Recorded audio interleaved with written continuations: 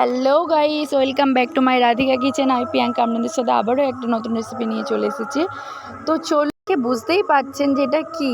হ্যাঁ, বিরিয়ানি। আমার পছন্দ, আপনাদের পছন্দ, সবার পছন্দ। তো চলুন বিরিয়ানিটা কিভাবে বানিয়েছি সেই রেসিপিটা আপনাদের সাথে শেয়ার করি। আর আগেই বলে রাখি, এই বিরিয়ানিটার মধ্যে একটা টুইস্ট আছে। তো সেই টুইস্টটাই আপনাদের দিকে গেস্ট করতে হবে। তো চলুন, এখানে আমি আলু ভেজে নিয়েছি, এখানে কাঁচা লঙ্কা আদা রসুন পেস্ট করে নিয়েছি, এখানে আমি পেঁয়াজ কুচি কুচি করে নিয়েছি। এই পেঁয়াজটাই আমি বেরেস্তা করব। তো বেরেস্তার মধ্যে পুরো রান্নাটা হবে। তো এখানে তো দেখতেই পাচ্ছেন, আমি ভিডিওটা বেশি বড় করতে চাই না, ছোটোই করতে চাই যেহেতু আপনারা দেখতে চান না। তো এখানে আমি চালটা রেখে দিয়েছি আর ঘি নিয়েছি, ঘি, গোলাপ জল, কাশ্মীরি রেড চিলি পাউডার আর বিরিয়ানি মশলা আর মিঠা আতর। তো মিঠা আতর আর বিরিয়ানির মশলা না দিলে কিন্তু বিরিয়ানিটা ঠিক বিরিয়ানি মনে হয় না, তাই না? তো মশলাগুলো আমি দেখিয়ে দিলাম। এই কিছুই মশলা লাগবে, তার মধ্যে তেমন কিছুই লাগবে না বিরিয়ানির মধ্যে, সিম্পলভাবে। তো এখানে মা বেরেস্তাটা ভেজে নিচ্ছে আর আলু নিয়ে নিয়েছি। এখানে বিরিয়ানিটা করার জন্য আমি 1.5 কেজি চাল নিয়েছি, 400 গ্রাম দই নিয়েছি, আর আলু নিয়েছি 1 কেজি, আর পেঁয়াজ নিয়েছি 700 গ্রাম। তো এখানে আমি আলুটা ভেজে টক দইটা ফেটে নিয়েছি, কাঁচা লঙ্কা বাটা, আদা রসুন বাটা আর হলুদ গুঁড়ো আর Kashmiri red chilli powder. Kashmiri red chilli পাউডারটা আপনারা একটু বেশি করে দেবেন। হ্যাঁ, কিপ্টের মতো করবেন না, কেননা যত আপনারা বেশি দেবেন তত কালারটা একটু বেশি লাগবে, মানে দেখতে সুন্দর লাগবে। তো এখানে বিরিয়ানি মশলা আর মিঠা আতর, গোলাপ জল আর ধনে পাউডার আর ধনেপাতা কুচি, তো সব মশলা আমি দিয়ে দিয়েছি। আর স্বাদ মতো নুনটা দেবেন, যতটা আপনাদের পরিমাণে আপনাদের লাগবে। আর মিঠা আতর বিরিয়ানি মশলাটা অবশ্যই দেবেন, যার জন্য বিরিয়ানি সেন্টটা ছাড়বে। তো চলুন, এখানেতে আমি যে বেরেস্তা ভাজার তেলটা ছিল ওই তেলটাও দিয়ে দিচ্ছি। তো সব কিছু দিয়ে দেওয়ার পরেতে আমি ম্যারিনেট করে রাখবো, আধ ঘন্টার মতো ম্যারিনেট করে নিচ্ছি। তো এই বিরিয়ানিটার মধ্যে আপনাদের দিকে গেস্ট করতে হবে যে কোন টুইস্টটা আছে এই বিরিয়ানিটার মধ্যে।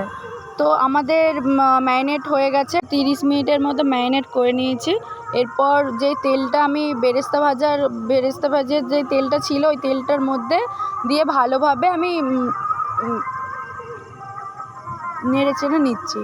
তো আর বলবেন না, আমাদের বাড়ির পাশে মানে একটু দূরেতে পুজো হচ্ছে। তো এত মাইক বাজে আমি ভয়েস দিতেই পারছি না, ভয়েসের প্রবলেম হচ্ছে।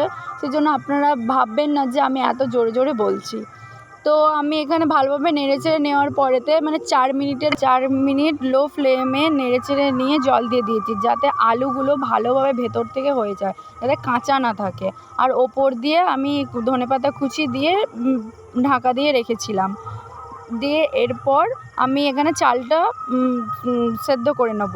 তো হাঁড়ির মধ্যে তেজপাতা, দারচিনি, এলাচ, লবঙ্গ, নুন, লেবুর রস যা যা লাগে দিয়ে দিয়েছি। গ্রেভিটা হয়ে যাওয়ার পরে তো আমি ভালোভাবে দেখে নিচ্ছি যাতে আলুগুলো সেদ্ধ হয়ে গেছে নাকি। তো সেদ্ধ হয়ে গেছে। এখানে যে জলটা টকবক করে ফুটছিল আমি চালগুলো দিয়ে দিচ্ছি।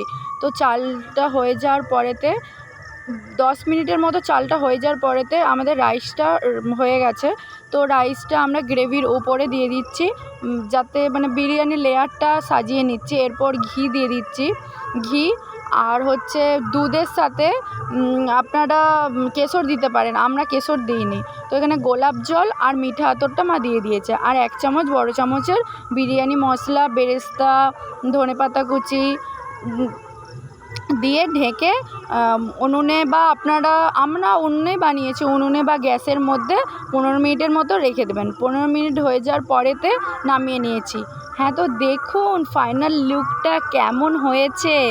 তো আগেই বলেছিলাম, যেটা আপনারা ধরতে পারেননি আমি বলে দিচ্ছি।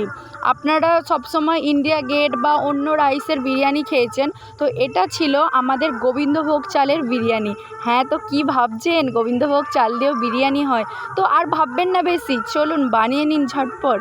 তো ভিডিওটা কেমন লেগেছে অবশ্যই লাইক করবেন, কমেন্টে অবশ্যই বলবেন যে বিরিয়ানিটা কেমন হয়েছে। হ্যাঁ, তো যারা যারা এখনও অবধি আমার চ্যানেলটাকে সাবস্ক্রাইব করেননি করে দিন, আর একটা লাইক অবশ্যই করবেন। টাটা।